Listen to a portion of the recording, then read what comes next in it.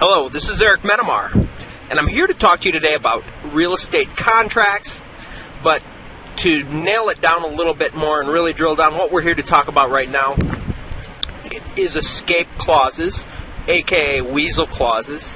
These are the clauses that you can put into the contract as a buyer to protect yourself if something happens to go wrong and you need to back out at the last minute. Now, this advice will be helpful if whether you're a buyer who needs to use these tactics, or whether you're a seller, so you need to watch out for these tactics. In either case, they should come in extremely handy.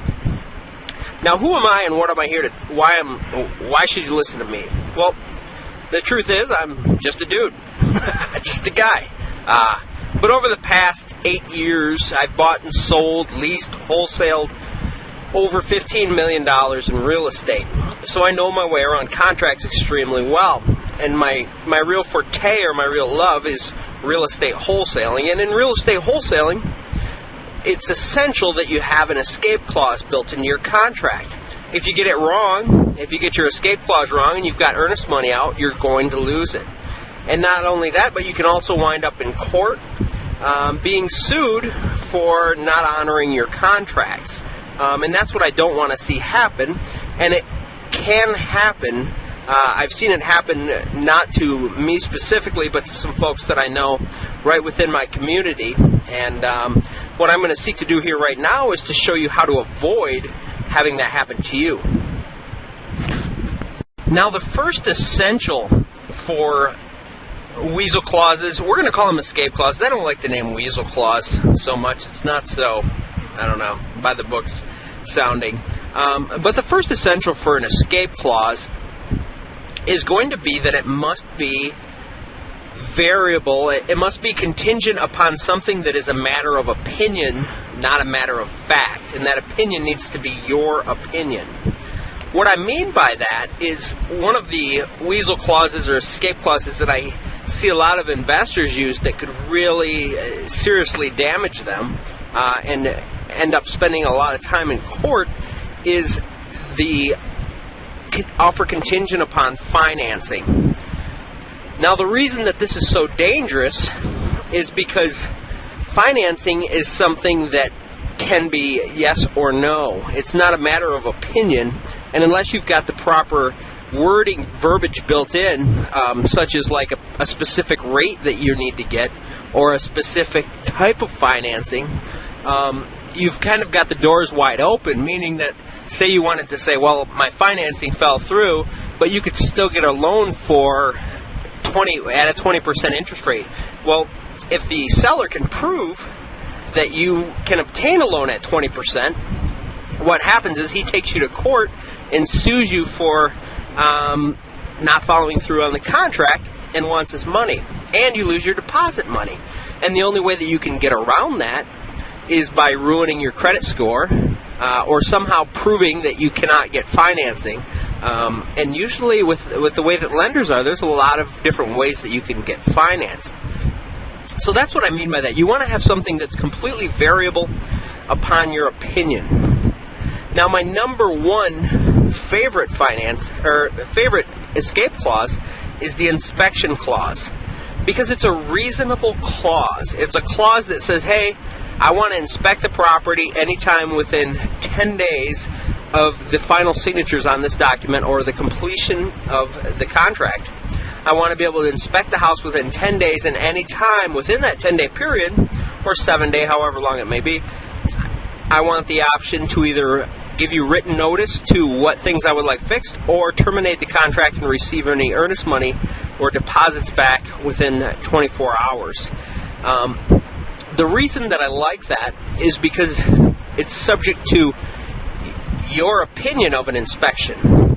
Now, I can say it's not right, but it's not the most ethical thing to do to always use this to weasel out, and I don't encourage you to do that. But I've been in situations before where my financing fell apart when I was a younger rookie investor, and I just went in and said, well, hey, I don't like a crack in the foundation. I just need to drop this offer. And they had to, because it was completely contingent upon something that was of my opinion. And it can't be proven by anybody else. There's no fact to it, and that's what's so important. Now, some other types of contingencies or escape clause, weasel clauses, whatever you may call them, are you can have the offer contingent upon buyer approval of survey. But in that case, you better make sure that you're going to want to pay for a survey, because if it's contingent upon buyer approval of a survey and you don't intend on paying for a survey, then you can't. It kind of puts you in a bind. You've also got offer contingent upon. One of the ones I see quite frequently is offer contingent upon seller to obtain clean title. Now, see, that's not really an escape clause at all, because the seller, if they can show you that they've got clean title, then it's a fact. And if you need to back out of the offer for some reason, then what's going to happen is you're going to wind up in court, or you're at least going to lose your deposit money. So those are the basic types. Now, if you insist on doing one that's involving a mortgage, you can do offer is contingent upon buyer obtaining a mortgage acceptable to buyer.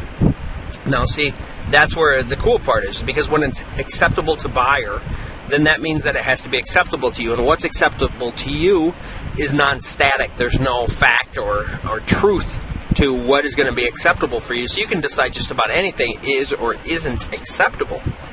Now, that one there would probably be my second favorite next to the inspection clause. But the problem with that one is if you're going to be going into a seller and you're telling them, I can buy your house, this isn't going to be a big deal, and then you slap a buyer to obtain acceptable financing on there, all of a sudden any credibility that you've built up with a seller is going to go away immediately, because you're actually writing into the contract that, I know I told you I can get financing, but just in case I can't get any that's acceptable, I want to be able to terminate this offer. So that's the problem with that. And that's why I encourage everybody to use the inspection clause, because with the inspection clause, it's not asking anything out of the ordinary to want to inspect the property. That's what home inspectors are for. And I've bought millions of dollars in foreclosures. Almost every one of the bank contracts, they allow some room for inspections. That's not to say that I always use it, because when you want to write an offer on a bank home and there's 10 other offers because it's a real steal, then it comes down to who's got cash and who's writing the best open offer. Now, a cash offer with no inspections, you might be able to get a house for 42, and someone who's offering cash with inspections, they could offer 45. And I've actually beat those types of people out with a lower offer with no inspections. So essentially, I'm getting paid my money right up front. But that's the cool thing is, with inspections, it's all variable. It's acceptable on almost every house, including HUD homes. They give you an inspection period. Now, you're going to want to read. I know at least in my area they offer an inspection period, but I don't know that for every state. And sometimes you could terminate the contract and you only get half of your deposit money back with HUD, because they say that you're going to be buying it as is, where is.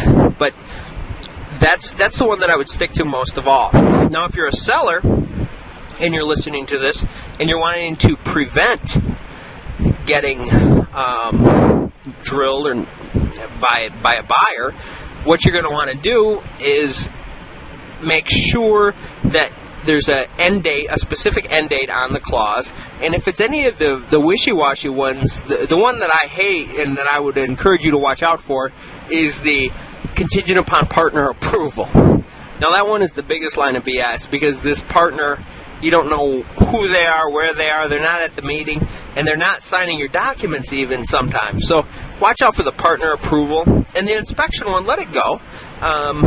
And then just make sure it's a shorter period. Don't take it out 15 days so you're losing a lot of marketing time on your home while the buyers are dilly-dallying around trying to figure out if they want to buy your house or not. Well, that's about it. That should cover it. That is the long and short of the escape clauses, weasel clauses on any real estate contract. This is Eric Metamar, and I'm out. Thank you.